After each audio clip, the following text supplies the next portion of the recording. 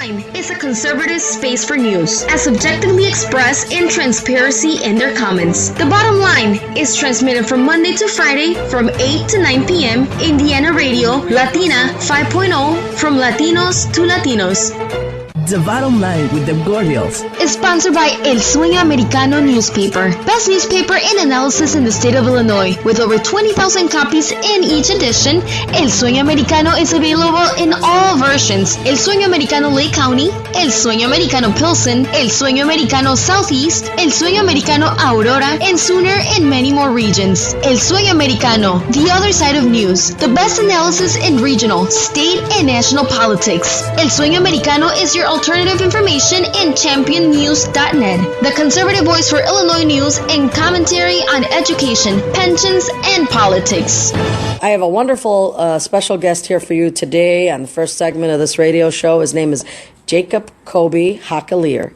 He is running for the 26th House District, and we get an opportunity. Welcome to the show. And tell us a little bit about yourself, because you were beginning right before we got into this radio segment. You were sharing with me some of your background, and you're from New York. That's right, born and raised in Brooklyn, and I've been in Chicago for about 15 years. So I've been a city boy all my life. It's just a matter of moving from the biggest city to the second biggest city. Right. I'm very excited. So you got wise and you realized that Chicago's a great town and this is where you needed to be. I did. When I first moved here, actually, I was miserable the first year. I didn't know anybody. What didn't you like? You just didn't know anyone. I didn't know anybody. I didn't have any friends, but I knew that it was. I knew. Now, were you married at this time, or you met your wife here? I wasn't. I met my wife when I was here. But, you see? Yeah, it's a good thing. Yeah. So I didn't know anybody. Wasn't comfortable. I'd never lived anywhere but New York, but I stuck it out. And by the second year, I'd developed a social circle and realized I was more comfortable here than I was back home. Yeah, great. I've been to New York. I have a cousin who is a police officer in the Bronx, wow. Michael Gonzalez. Yeah, tough job.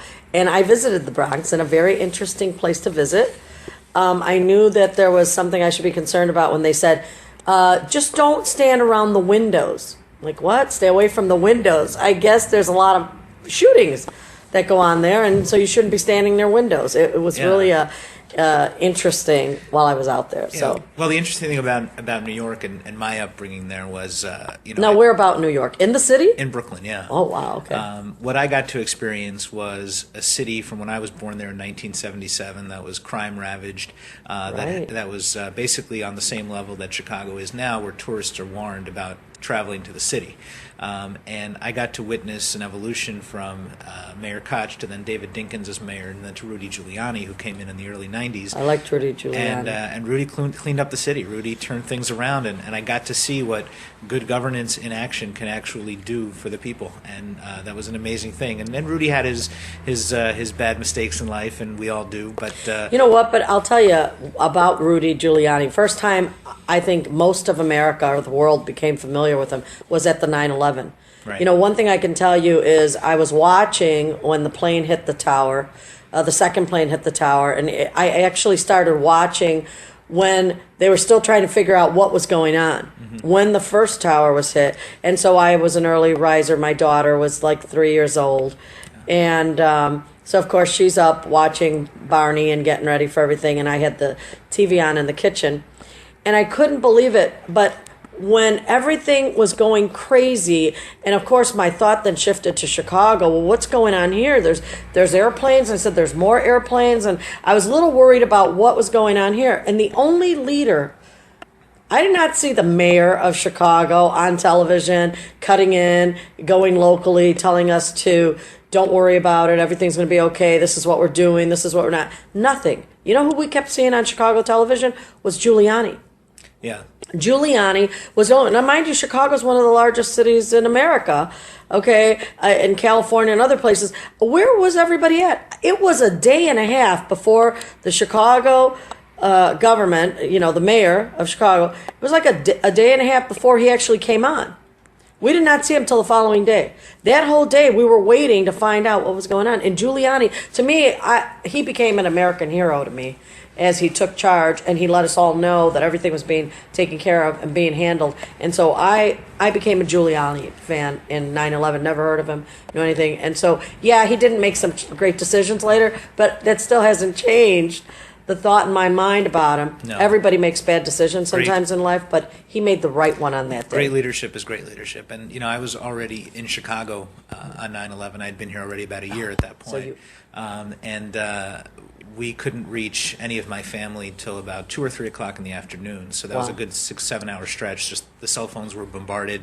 It was impossible to reach anybody. So Rudy's press conferences were about the only information that I was really getting, and that was quite a hectic day. So I do remember, his leadership that day, and his leadership throughout his tenure as mayor really influenced me as far as what one person can do if they're committed to doing the right thing. And I think that people in Chicago, for the most part, coming here and seeing how the machine has controlled Chicago and the state of Illinois for 40 some odd years, people in Chicago don't know any better. People in the state of Illinois have never experienced any better. We've had good governance, and throughout our history, there have been good governors, there have been bad governors, but on a state level and on a city level, we've been under the thumb of some pretty mean individuals who have kept this city from progressing to where it could be, and now we're seeing the results of that with the outmigration and the loss of taxable income over the last 10 years. I think we've lost $10 billion or $20 billion over the last 10 years in taxable income, and you wonder why we have such a deficit problem. Yeah, absolutely. And I think that one of the advantages for the crooks running the state was really the fact that so many average citizens were reaping the benefits of such a great economy for a long period of time. And when things are good and you're in the backyard with the family and there's food on the table and mom and dad are both working and we're able to, repair that 2-car garage and go to Disney World, it's kind of hard for me to sit and get angry at my local leaders, or even really stop to take the time to look and see what my local leaders are doing, whether or not they're skimming off the top, and maybe now they're skimming off 50% of it, which really what ended up happening is I think we always suspected that maybe they were skimming off the top, but never to a point where it was going to affect our livelihood or our kids' future, college fund, or, dad's job, and all of a sudden the bottom fell out. And we turned around wondering what the heck just happened. Well, it's when you don't hold your politicians accountable, they're going to pretty quickly learn the lesson that they can get away with whatever they want. Imagine if you ran a grocery store and you hired a teenager to run the cash register. If they stole $1 or $2 from you and you didn't do anything about it, you're probably going to get $5 stolen the next day. So, if you I love that you said that, because we tried to open up a coffee shop one time, a couple friends and I, and we'd come in and we were like $8 short. I'm sure we sold a cup of coffee at that day at some point. But you're absolutely right. We kept thinking, well, we didn't know what was going on. Obviously, we shouldn't have been in the business of coffee. And so what we're trying to do is bring good governance back to Illinois. We're trying to bring responsible governance back to Illinois. And we're trying to bring accountability back to the system. And I know you're very much involved in that as well. And I can't applaud you enough for that effort. But, the most important thing we can do as citizens is not just exercise our right to vote. Because if you go out and keep voting the same people into office, then you're not really doing anything with that vote. Right. But really keeping your eye on the prize and understanding what your politicians are doing. We're third in the country, third worst in corruption, and most of that quantifiable statistic comes from how non-transparent things are here. So the non-transparency comes from apathy. If citizens are engaged, if they care, then government has no choice but to become transparent, and then people who are doing the wrong things get voted out of office. Yeah, and one of the things that add to that hindrance is sort of the muzzle that's put on the media. I think people like the Sun-Times and the Tribune, they're afraid to write the real story. They're afraid to really tell the citizens what's going on, because there's repercussions for doing that. Thank God for the internet. I think the internet has added the transparency levels enough so that all the people of Illinois, all the people in the country pretty much have a good idea of who's doing what, who's not doing what they should be doing, and what are the real big issues at hand. Information is power. And if we don't have radio stations like this, shows like this, talk shows, community newspapers who are willing to tell the truth and put it out there and sort of have the buck stops here kind of approach to our government leaders. You're right. No transparency creates apathy. Nobody's going to really want to do anything because they don't know how or where to begin, or they don't really know all the issues. So that's what we're doing here. So I'm really glad you're joining us here today with at the bottom line on Wednesday. And Jacob Kobe Hakalier, 26th District. Tell me the boundaries. Where is the 26th District? Well, I wish I could give you definitive boundaries, but with the gerrymandering, it's on the southeast side. Well, yeah, right. They changed the district. Yeah, we're mostly from the Gold Coast, so around State and Division Streets downtown, through the Loop, all the way down to 89th Street. So that's kind of like State and Division. That's all right. That's like just past Water Tower. Yeah. So we south of Water Tower Place. North of Water Tower, yeah. So we actually run the gamut socioeconomically from the wealthiest parts of the city to the part of the poorest parts of the city. Wow. So really, you get the opportunity to see the haves and the have-nots. You get an opportunity to work with probably the wealthy part of the community, which, developing ties with them and having ties with them is going to help you bring better economic value to that district and help those who don't have it. Is your district part of that high crime area? The murder capital of the world is now Chicago. And does your district go into that high crime area or no? In certain parts, yes. Most of that is west of the expressway, and my district is wholly east of the expressways. But there are certainly issues.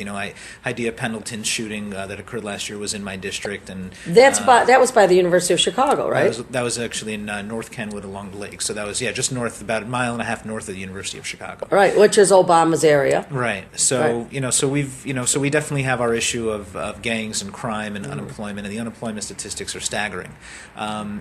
The nice part about the district and that it runs the gamut is I have an opportunity to not only work with the people that create wealth and create jobs, but also the people that are seeking those opportunities. And I think working together and having those resources on both sides and being able to help the people on the southern part of my district with the people in the northern part of my district, I think that's a big opportunity for us. And how are you getting that message? Like how Christian Mitchell is the Republican, I'm sorry, he's the Democratic incumbent in the 26th. He's the sitting House Democrat person. And by the way, I was sharing with you some information. He was actually one of the incumbents. He was one of the Democrats that we had attempted to file an objection to. And the Board of Elections closed the window on us at 5 o'clock, which is against the election code because the law clearly says if you're in the room at the table in front of the desk at 5 o'clock, you get to file all your paperwork. But they refused to let us file objections to 9 additional Democrats or 10 additional Democrats. And Christian Mitchell was one of them. And one of the things I was sharing with you before the show was some of the big, highly questionable petition sheets that Christian Mitchell has. We see in numerous of his sheets that he has deletions. So there are sheets where only 20 signatures are allowed. He deleted as many as 16 signatures. They're all right near each other. Now, either they're doing a real bad voter registration drive or these people moved out. And so if these people moved out, and that's what they're telling us, that they're not there any longer, then how did the signature get there in the first place? Well, it's the magic of Cook County politics. Yeah. There's that's about all I can say about that. I mean, there's obviously discrepancies in the system, and I think you and I were discussing before how the system is not built for fair play. The system is built for corruption, and the system is built for those people that are in power to stay in power, and unfortunately, that's been the Democratic Party for 42 years. That's right, and we need some changes. And how long has he been in office there? He's a freshman. So he's been there 2 years? Not even. Not even 2 years. So he hasn't even been there 2 years. But in these 2 years, just in the past year, we know that this district is part of the murder capital of the world. And not once have I ever seen him come on television and announce a plan for the people, the safety of the people in that district. Not once have I ever heard him. The first time I found out about him was when we came across his bad petition sheets trying to seek re-election here. And that was before we even knew that, that there would be a Republican running in that seat. So we welcome that you're in there. We're happy that you're in there. We're hoping that you could do a better job than he's doing. Obviously, something needs to happen to address the violence and the murder rate in there. As a gun carrier and a gun supporter of the Second Amendment, I, of course, don't think that taking the guns away from the people in the community, all you do is leave the innocent defenseless. And my belief is that the crook's always going to find a way to have a gun. They're going to fail to follow the law and the rules. And so laws are only followed by good people. They're not followed by bad people. And so we have to think of maybe what stiffer penalties we can place on somebody who wrongfully discharges a weapon and causes a death in that action, or a threat or a fear of any kind. Definitely laws created at making it worse for criminals who commit these kinds of crimes. But I have not heard of this guy, Christian Mitchell. Are you familiar with any maybe program or activity that he's launched there that you've heard about? Other than co-sponsoring a couple of bills in his first year in the legislature, he's really not come out with anything that's really helped the community. But those bills that he's co-sponsored, those are gun control bills? Is that what they're? No, they weren't gun control okay. bills. They were minor bills that really had no impact on the community. They were just there to, kind of advance his career in the legislature. Right. The crime issue, is one that, we believe that crime is a symptom of not having a good cohesive government, a good cohesive community, and I think that if we're able to bring opportunity back to the people that live on the south side of Chicago, if we're able to actually bring jobs in, if we're able to actually not tax people at some of the highest rates in the country, if we're able to actually provide good schooling and offer parents choices about where to send their kids to school, we believe we can build a strong community, and what we've seen in the strong communities, the gang activity stops. Guns are not the issue. Guns are a symptom of the underlying issue. And if we can help to overcome some of those underlying issues, we can do a lot of good in the community and actually build something sustainable. Yeah, wow. Well, I have to go to a commercial break right now, and we're talking right now with the 26th District House candidate, Jacob Kobe Hakalier. I want to continue to say that correctly. And I thank you so much. This is really wonderful information, and we want to hear more about this when we come back from this commercial break. You're listening to The Bottom Line with Deb Gordils. The Bottom Line is a conservative space for news, as objectively expressed in transparency in their comments. The Bottom Line is transmitted from Monday to Friday from 8 to 9 p.m. Indiana Radio, Latina 5.0, from Latinos to Latinos. The Bottom Line with the Gordils is sponsored by El Sueño Americano newspaper, best newspaper in analysis in the state of Illinois. With over 20,000 copies in each edition, El Sueño Americano is available in all versions: El Sueño Americano Lake County, El Sueño Americano Pilsen, El Sueño Americano Southeast, El Sueño Americano Aurora, and sooner in many more regions. El Sueño Americano, the other side of news, the best analysis in regional, state, and national politics. El Sueño Americano is your alternative information in championnews.net, the conservative voice for Illinois news and commentary on education, pensions, and politics. So, hello, this is Deb Gordils, and I'm back with The Bottom Line here with Jacob Kobe Hakalier, and he is the candidate in the 26th House District running for State House Representative. We're really happy to have him here. And for those of you in Northern Illinois and Southeast Wisconsin, I know you Republicans and you conservatives who are listening to the show are not in the 26th District, but, as we've said often on the show, whatever happens in Cook County affects the rest of the state. And needless to say, this crazy part of this 26th district that is part of this murder capital of the world, we need somebody like Jacob Kobe Hakalier in there who can actually merge the two communities. This is a district that is split in half, where you have the haves and the have-nots. And so the Gold Coast people really have the private funds to develop some really wonderful programs for the children and the young adults in that district, programs that can help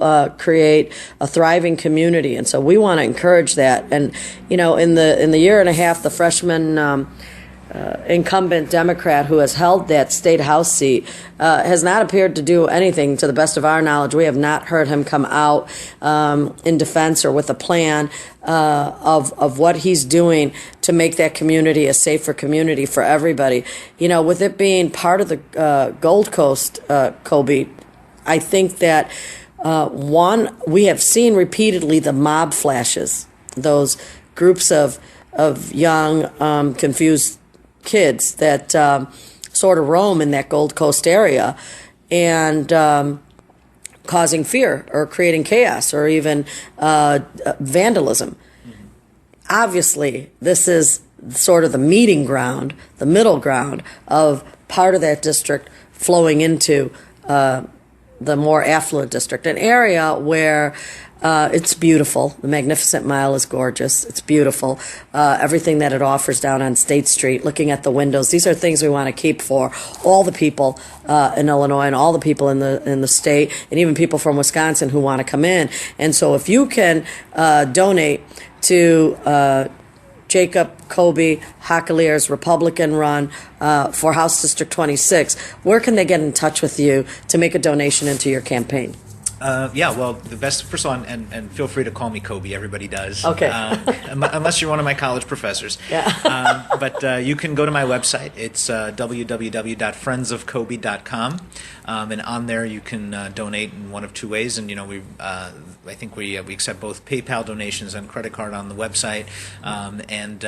We're always looking for people to not only contribute to our campaign so that we can keep the engine running, but we also are always looking for volunteers, anybody who lives in the area who's looking to put their efforts behind a good cause. And to speak to some of the flash mobs that are downtown, especially in the Gold Coast area, we simply can't tolerate that.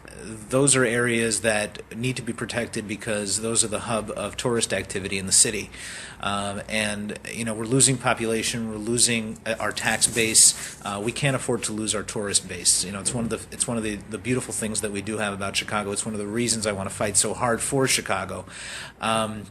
And so we need to make sure that we're protecting people who come here and visit. And, we were talking about New York earlier, and one of the things that New York did that vastly improved its stature around the country and around the world was to clean up its tourist areas and make it a safe place to come and visit. And we want to make sure that countries like France aren't issuing warnings about people traveling here. I mean, that's, talk about... Isn't that crazy? That's crazy. When other states have to warn people about coming here. Talk about a blight on our city. I mean, we just issued a travel warning for Americans going to the Olympics in Russia, and other countries are warning people about coming to Chicago.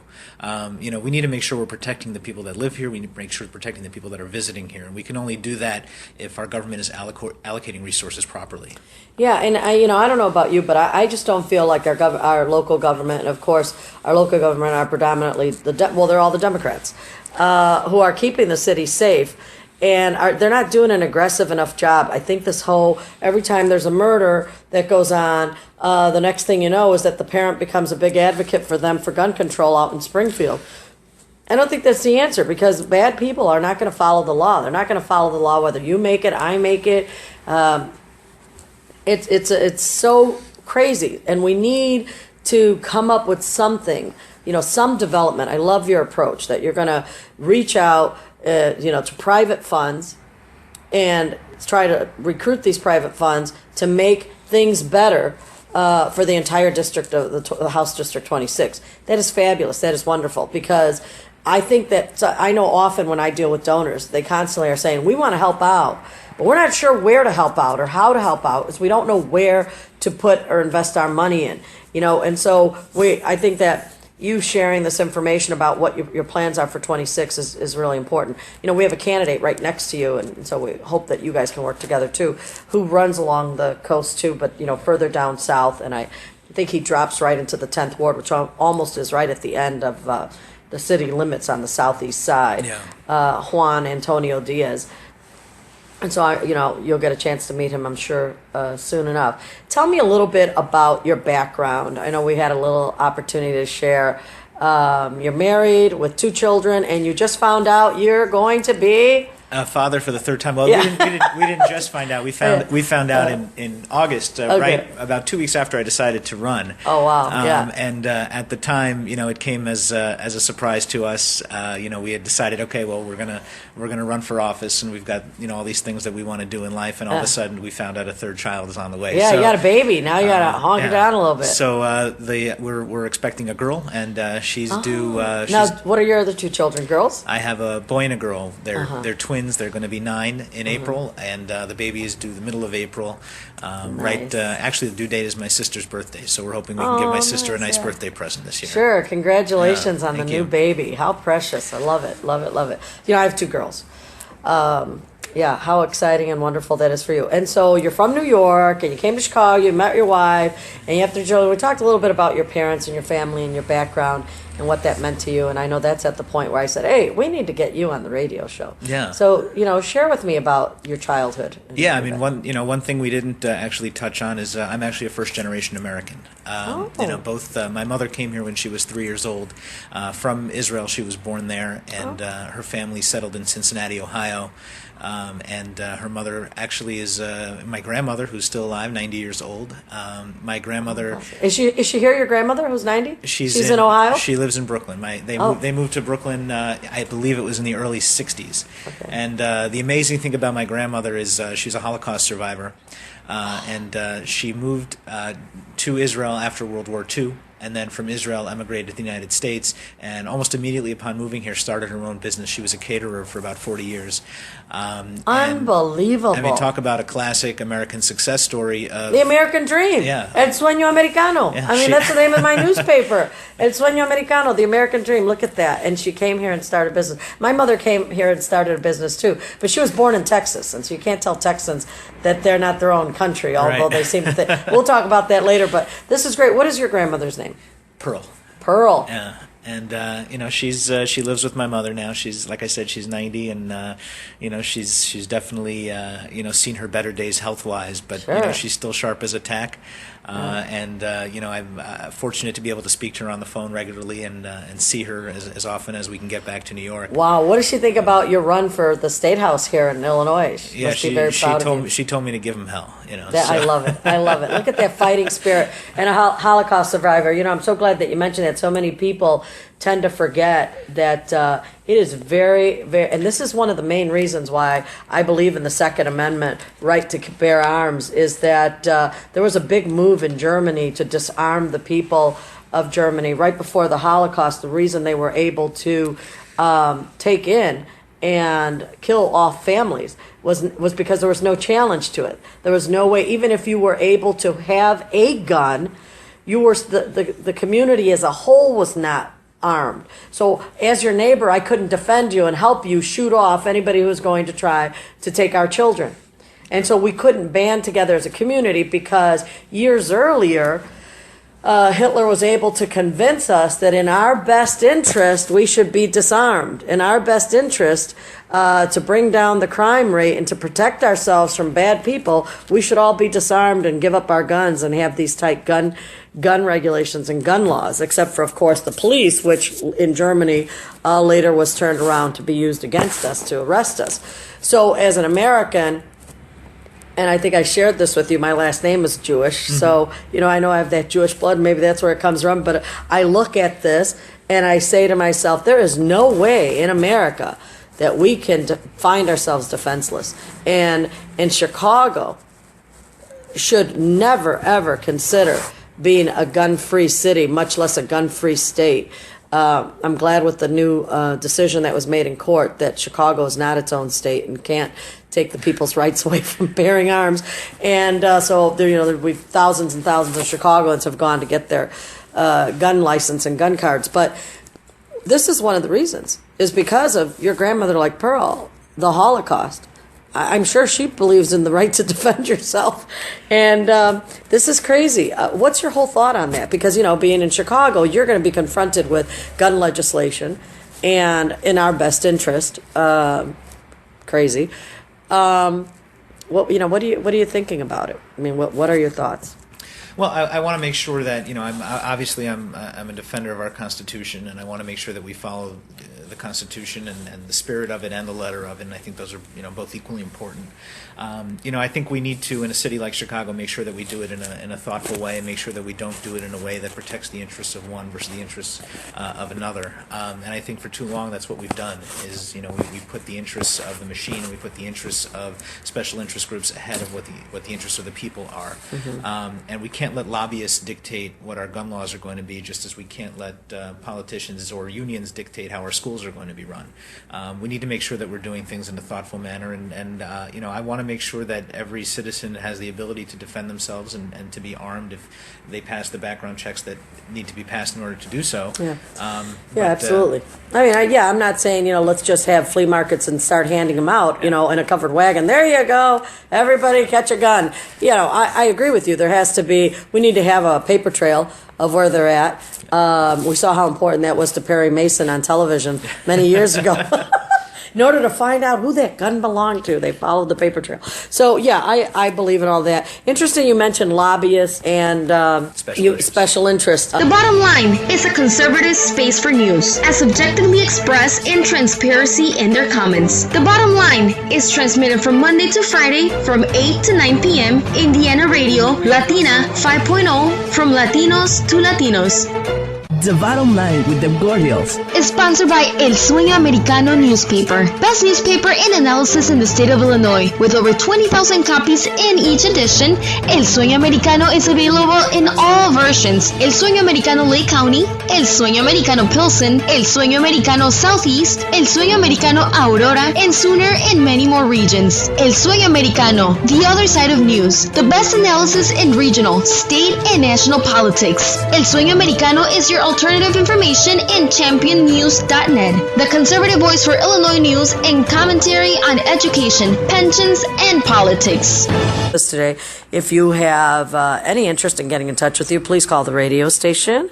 We are only more than happy to take your calls or answer any questions and put them on the air and give you whatever assistance you're looking for. So we talked a lot today. We've talked about the 26th district. We talked about 25th district with Juan Antonio Diaz. He's also a Republican committeeman that we helped get elected down there.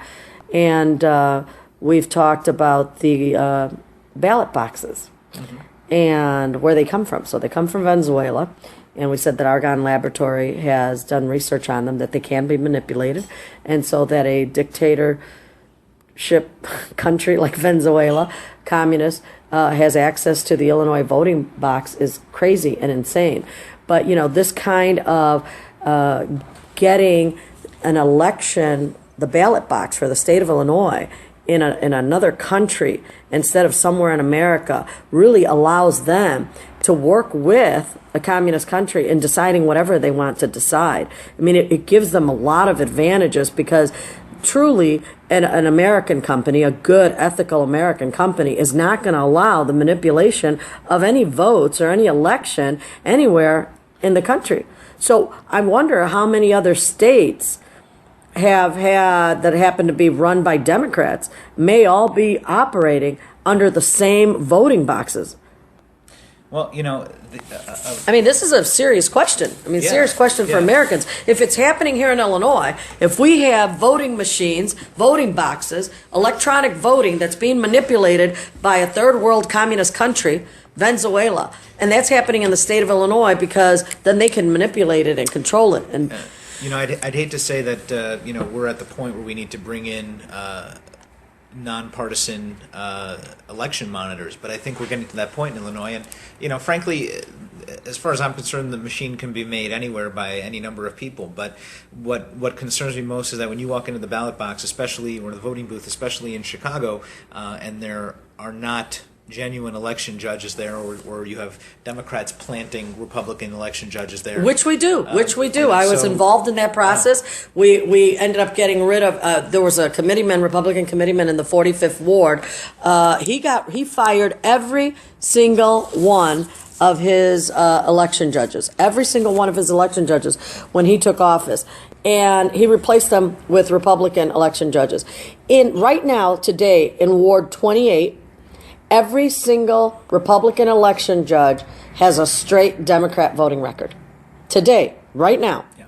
And that, that should concern us, equally, if not more, as to where the actual machine is being built. Because if we don't have the transparency in our elections, if we don't have the accountability of those votes being counted, what confidence do you have as a voter going into the voting booth on election day, thinking, well, they're either going to throw out my vote or it's going to be changed without my knowledge? Absolutely. And that's where we should really be concerned. And that's where, just like any bad government that's upon a people, people get the government they deserve. Right. And so if we're not more vocal as a people, if the voters aren't more vocal in their desire to change things and to want something better, then we're going to keep getting voting booths created in Venezuela and Democratic election judges posing as Republicans. I mean, we need to actually take a stand right here in Illinois and do something about it. And that's it makes you wonder if anybody who's won an election in Illinois is truly the winner. I mean, did Quinn really beat Brady? Or was that just fixed? I mean, are all these Democrat incumbents, 65 of them in the state house and the state senate out of Cook County, why are they all Democrats? Are they really the winners? Or has this machine manipulated that vote? And so what does that say to anybody in the state of Illinois trying to run for office, or even you? Well, I mean, in good faith, you're running, believing that you are running as a citizen and that the system is an ethical system. Now, what I just told you had to make you feel like, what the heck is going on? Well, almost nothing you could tell me about Illinois politics would surprise me. So it'd be pretty hard to shock me at this point. But Brady lost to Quinn by, I think it was about 30,000 votes, right? Mm-hmm. And as a percentage, it's obviously minuscule compared to the amount of votes that were cast. But if there was malfeasance in that election, if somebody did do something wrong, and let's accept that they did, the responsibility ultimately is on the people of Illinois to demand answers. How do the people of Illinois do that? You got listeners right now, and they're all saying, "We agree with you, Kobe Hakalier. We agree with you, and we want to help you." And what do they do? What can the citizens do? They make sure that they exercise their rights by going out on primary day and casting a ballot, and going out on election day and casting a ballot. If there's enough of a groundswell of voters, if we have a good enough voter turnout, it becomes very hard to rig the election. Yeah, rigging elections makes it easier. The more people that stay home, the easier it is to rig an election. And so they could each steal 5, 10 votes. But if 50 new people show up to vote, then they sort of got to ramp that voter fraud on steroid to the point where it gets sloppy. One of the things that I told him, and a lot of people didn't know this, and I was talking about this on yesterday's show, and those of you who are now becoming my regular listeners might remember this. I said, call up the Board of Elections and find out if your vote counted. David Orr, Cook County Clerk David Orr's office, handles the election, handles the ballots, handles the machines. Of course, they're all Democrats, have been. It's all staunchly machine-oriented. So we have the Democratic machine already taking in the ballot boxes at the end of the election day and counting them. But David Orr's office also, we need to demand that he cleans the voter rolls. Because if a person moved 5 times in Chicago, and we do have a population that moves often, renters, unfortunately, that's one of the downside of renting, is that you rent and then you got to move, and you got rent and then you got to move again, and then you rent it. You'd be living in 8 or 9 different places. I know, I've been a renter most of my life. And so every time you move, they're supposed to destroy your old ballot. They're not supposed to resend your ballot to that ward where you live in Chicago. Well, guess what? They send them. They send them all. So if you move 5 times, there's 5 ballots out there with your name on it in 5 different places to vote. And the precinct captain and the guy who knocks on the door, he knows that you moved. He knows you moved. It's the reason why you see here on Christian Mitchell's things, lots of deletions. They know you moved because it's their job to check on you. Now that means that's a ballot sitting there that they could use. And if you happen to be a 90-year-old Polish man who can't get out of the house, you're never going to call on the phone, the Board of Elections, and follow up on your vote. So maybe you haven't been out of your house in 3 elections. But guess what? I bet you voted in 3 elections. Why? They pull your ballot. And the only way to have that challenge is if that 90-year-old man makes the call because of confidentiality and checks it out himself. Yeah, we need to, make sure that step one is making sure the citizens are engaged. Step two is then providing them with the resources to be able to make sure that they have access to their voting records, making sure that they can follow up on whether or not fraud was perpetrated in their name, but most importantly, giving them a reason to go out to the ballots themselves. If that 90-year-old man that you're speaking of actually goes to the ballot and pulls one for himself and somebody else pulled one for him somewhere else, well, that's an immediate red flag that can be followed up on. But if you create enough voter apathy to where we have record low turnouts like we have in Illinois, then you're setting yourself up for disaster. We have 81,000 registered voters in our 26th district. 81,000 registered voters. 81,000. And how many came out to vote last time? I want to say the turnout was about 38%, 40%. I mean, that's with that's a presidential election too. So we need to make sure that we're getting people engaged in the process. And frankly, when people go out there and they only see one choice for office and they don't have anybody, there's no choice for them to make. Well, how likely are you to take time to go to the voting booth if you don't have a choice in who you're voting for? Yeah, and we talked about this off the record. How do we obviously this monster has many heads. Mm-hmm. The Board of Elections, the electoral process in Illinois this monster has many heads. It's got its connection to Venezuela as one evil head. It's got its easy manipulation as decided by Argonne Laboratories after inspecting our voting blocks. That's another evil head. The Board of Elections completely disregarding going around the election code to allow who they want on the ballot, as well as which incumbents would be questioned in terms of allegations and objections to their petition sheets. That's another ugly head. That David Orr oversees all of it, from early voting to voting at senior citizens' homes, that he's a machine Democrat and he gets to count the ballots at the end of the day. All of this, again, is another. So what do we do with this monster? And I think you and I talked about what we do with this monster is that we just take off the heads altogether, just go right up to the top. And we do that by... That's the easiest way to do it, but, or that's the simplest way to do it. It's not necessarily I don't know. That's it. Right, yeah. Not necessarily the easiest. Yeah, not the easiest. I was going to say, wait a minute. Do you know something I don't know? And to speak to that, it's so much easier for a party with no ideas to deceitfully come up with ways to stay in power than it is for them to actually roll up their sleeves, work hard, and create reasons for people to vote for them in the first place. So the things that you see in place are there solely to keep people in power who have no business being in power. And we as Illinoisans have just taken it for so long, and it's time for that to stop. And yeah, it'd be great to just wipe out the heads of this machine and just say, okay, well, just cut the head off the snake. But we don't have the power to do that at this point because we've given that power away over 40 years. Right. So the same way that power. But I mean, we did talk about the fact that we could run a candidate. Absolutely. A candidate either as an independent or Republican against Cook County David Orr's office. Absolutely. And take over that seat. And their job day one is to give the citizens back a free electoral process by dissolving all the Board of Elections. And getting rid of those machines in Venezuela, maybe buying them in Ohio. Yeah, and that can work, but it needs to be part of a broad-based effort to make sure that we have good candidates running for open seats, we have good candidates running to challenge incumbents who aren't doing their job, to make sure that we give the voters of Illinois a choice and to make sure that they have reason to vote for someone, not a reason to stay home because they know that their vote's not going to matter. Mm-hmm. Mm-hmm. Yeah, very good, very good. And tell me, how are you going to work to get that vote out in your community? Obviously you're going to a lot of coffees. I'm sure you're spending a lot of evenings at meetings and town halls. And my biggest challenge right now, Deb, honestly, is to make sure people know I exist. Okay, well, we're here. His name is Jacob Colby Hockelier, 26th District candidate, Republican candidate. He's got great plans, great ideas. Tell us again where our listeners can send you a check. And what you could do what Obama did, send $5, send $1. The whole thing is that enough people respond, you're going to be able to make a difference because, you need to get out those mailers and you need to get those flyers made up, and so that costs money. It does, and you got a baby on the way.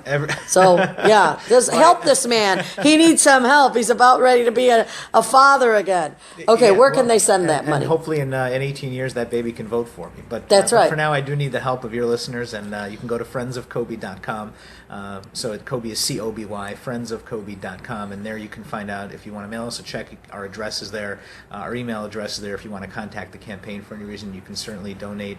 Any amount would be greatly appreciated and extremely helpful. Yeah, and if for whatever reason you forget the friendsofkobe.com, and you can't remember that, and you want to remember what it is, you can always go to championnews.net and call the Republican Renaissance Political Action Committee office.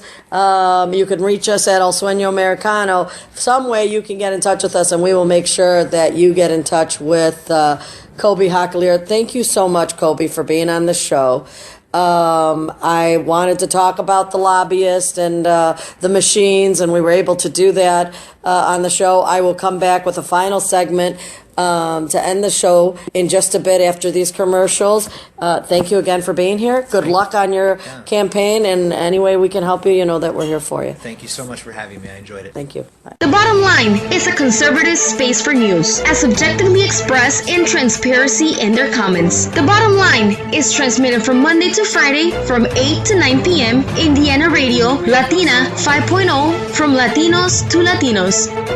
The Bottom Line with the Gordils Is sponsored by El Sueño Americano newspaper, best newspaper in analysis in the state of Illinois. With over 20,000 copies in each edition, El Sueño Americano is available in all versions: El Sueño Americano Lake County, El Sueño Americano Pilsen, El Sueño Americano Southeast, El Sueño Americano Aurora, and sooner in many more regions. El Sueño Americano, the other side of news, the best analysis in regional, state, and national politics. El Sueño Americano is your alternative information in championnews.net, the conservative voice for Illinois news and commentary on education, pensions, and politics.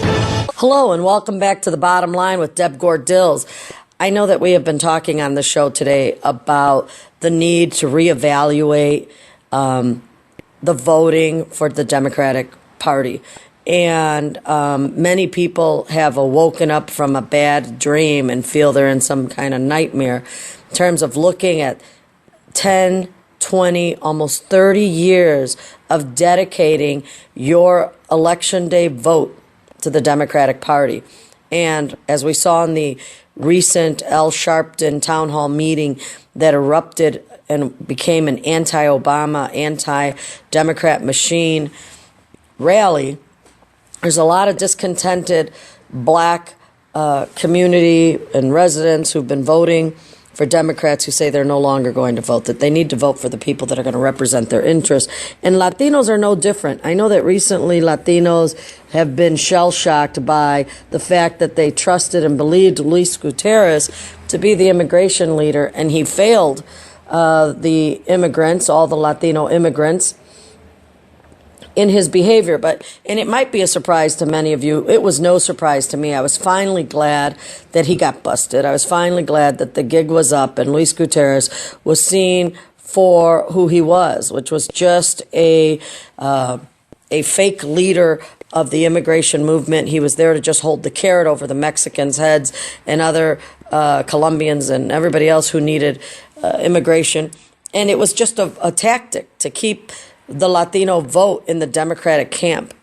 And so a lot of people are disillusioned, and one of those people that's disillusioned happened to call me today, and I have him right here. I want to put him on the radio show. It's Felipe Cortez, is a community activist. He's a conservative, and you know this is a conservative political talk show.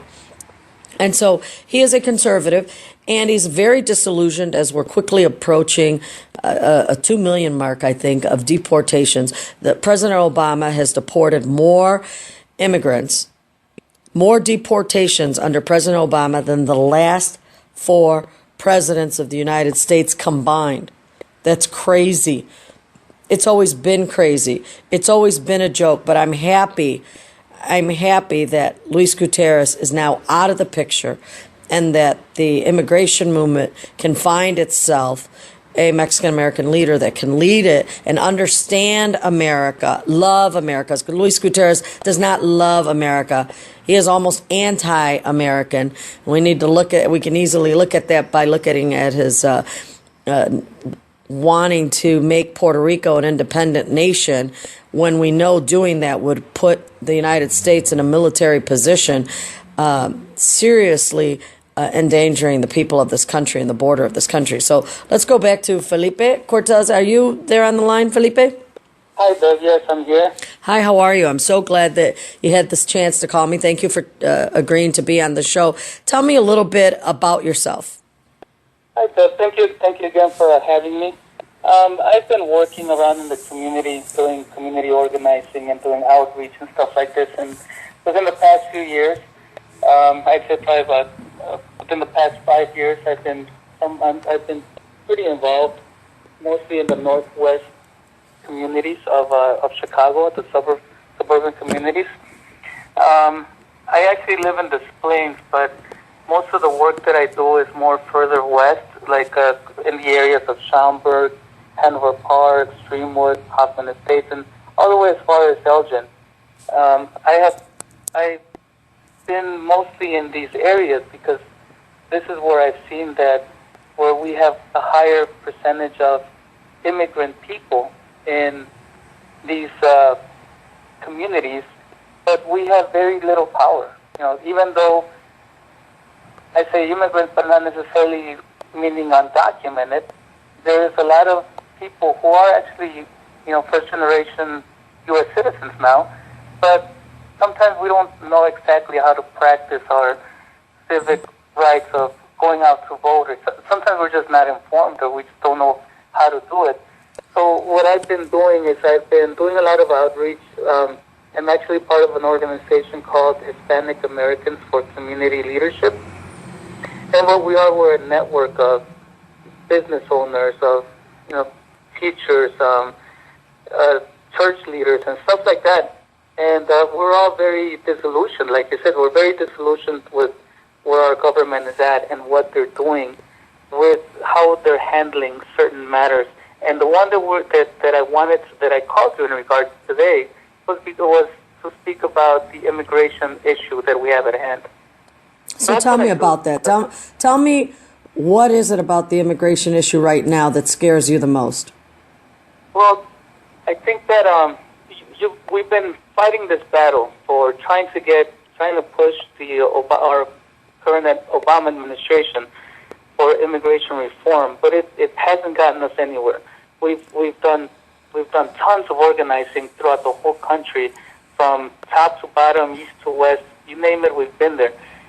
But it hasn't really gotten us anywhere. We've had all kinds of political figures, congressmen, state senators, and we've had so much work done. We've concentrated so much effort and resources in pushing for immigration reform, and here we are, 4, 5, 6, 20 years later, and we're not one step further today than we were 20 years ago. And it saddens me. Yeah, right, and it should. And I think that the lesson here is that before you put your trust into a political party, into a political leader, you need to do your homework and find out who that is.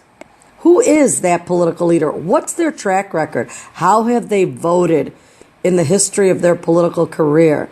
Have they voted for the principles and the rights that you need and you want?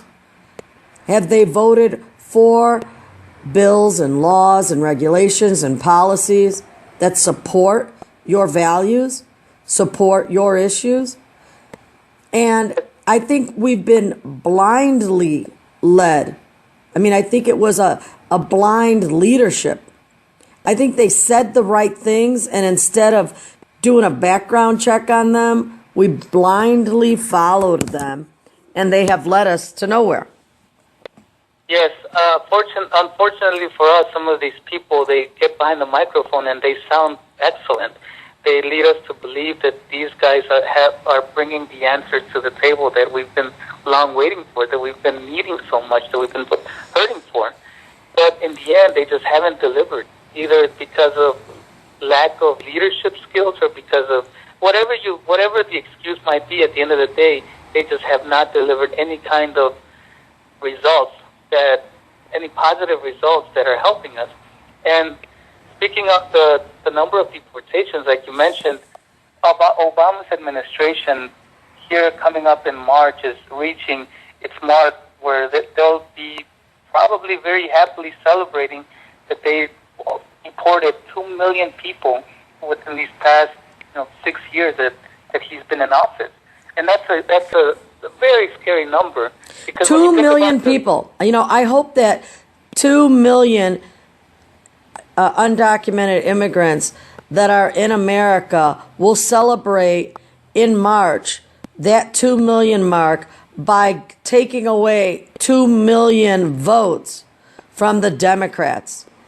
If you take away, if just 2 million undocumented Americans in March, in less than 10 weeks, in honor of the 2 million that were deported, take away 2 million of their votes to the Democrats, you will see an unbelievable change in America. Absolutely, Deb. And one of the things that I do is I do a lot of community outreach. So we go around in the communities, primarily in our immigrant communities, and we inform them, we educate them on what policies are hurting us and who are the people that are pushing for these policies, and how they can be involved in this democratic process that we need to get rid of these people. One way or another, we need to be informed. We need to educate each other and actually push each other to go out and vote. And not to do it in a manner where we're just doing it just because we are able to, and just because my next door neighbor is doing it, or my coworker at work went to vote, so I want to go vote also. We want people to be informed, to be educated, and we want them to form a good, educated opinion and a good decision on who it is that they're going to vote for, and we want them to go vote. That's one of the things that I do. Felipe, where can the listeners on this radio show today, where can they reach you to get more information, or to join your organization, or to help you come out and be a speaker at their event? Where can they reach you, Felipe? Okay, my telephone number for one is it's area code 773-676-3230. And if anybody would want any information on our organization, Hispanic Americans for Community Leadership Network, it's we have a page, web page, and it's hacln.org. .com. I'm sorry.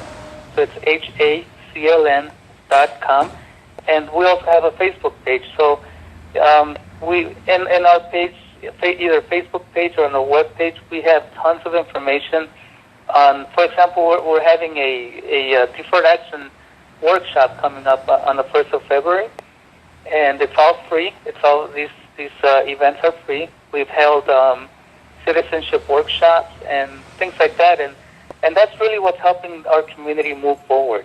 Because a lot of times people don't have access to these resources, like going out and filing for deferred action, or somebody telling you, hey, that you need to become a citizen.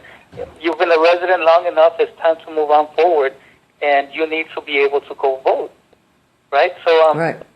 So that's what we do. So getting on our Facebook page, HACLN, or our webpage, hacln.com, you're able to find all these resources that we offer for free out here in our northwest suburbs.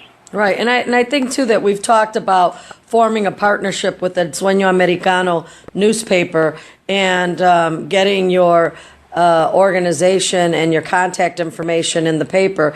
And I think that one of the things that you wanted to do was to write in the paper so you could give more information to the readers and Hispanic listeners where they can go for information.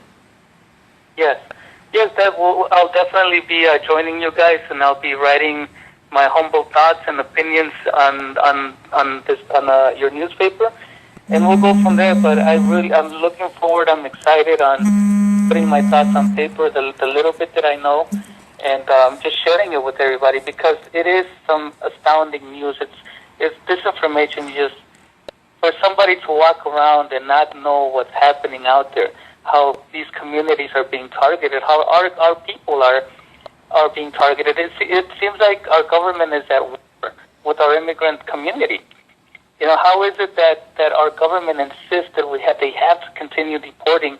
400. They have a target of 400,000 people a year, Deb, and it's a crazy number. It's huge, and unfortunately our executive branch and judicial branch, they're doing everything they can to. Well, how about this as a thought? How about that this administration is trying to remove God from the United States of America, and the last thing they need is 400,000 Mexican rosary-praying Catholics to stay here and become Americans and raise their God-fearing Catholic children up in this country when they're trying to get rid of that.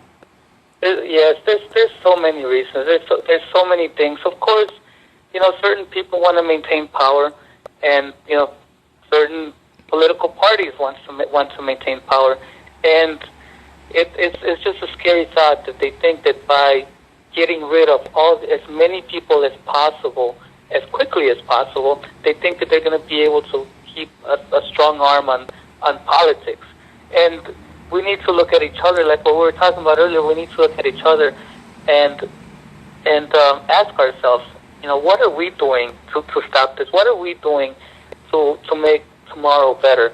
Because we cannot just sit back and wait for our Congress or our legislators to, find solutions to our problems.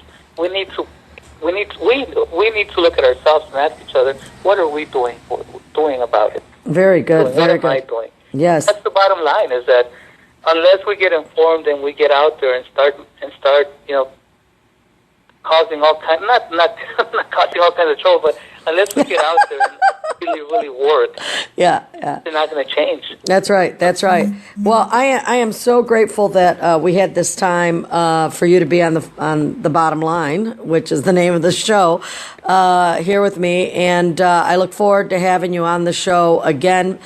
Felipe, I look forward to reading what you're going to be putting in El Sueño Americano newspaper, which will be in your community. If it's not, look for it. You can call Steve at, let me see, what was the number that we were all calling Steve at? Oh, yeah, we were calling Steve at 224-545-7270. Again, that's 224-545-7270. You can call Steve to get more detailed information on El Sueño Americano newspaper and or information on the bottom line. If you have questions or comments, we'd love to have you here. Again, this will be ending our show. If you want to get in touch with Felipe and his organization and get involved with them, especially if you're in the Elgin area, you want to call 773-676-3230. Thank you, Felipe, for coming on the show. Thank you, Deb. Thank you for having me, and I hope that people look forward to the article coming up. The Bottom Line is a conservative space for news, as subjectively expressed in transparency in their comments. The Bottom Line is transmitted from Monday to Friday from 8 to 9 p.m. Indiana Radio, Latina 5.0, from Latinos to Latinos. The Bottom Line with the Gordils is sponsored by El Sueño Americano newspaper, best newspaper in analysis in the state of Illinois. With over 20,000 copies in each edition, El Sueño Americano is available in all versions: El Sueño Americano Lake County, El Sueño Americano Pilsen, El Sueño Americano Southeast, El Sueño Americano Aurora, and sooner in many more regions. El Sueño Americano, the other side of news, the best analysis in regional, state, and national politics. El Sueño Americano is your alternative information in championnews.net, the conservative voice for Illinois news and commentary on education, pensions, and politics.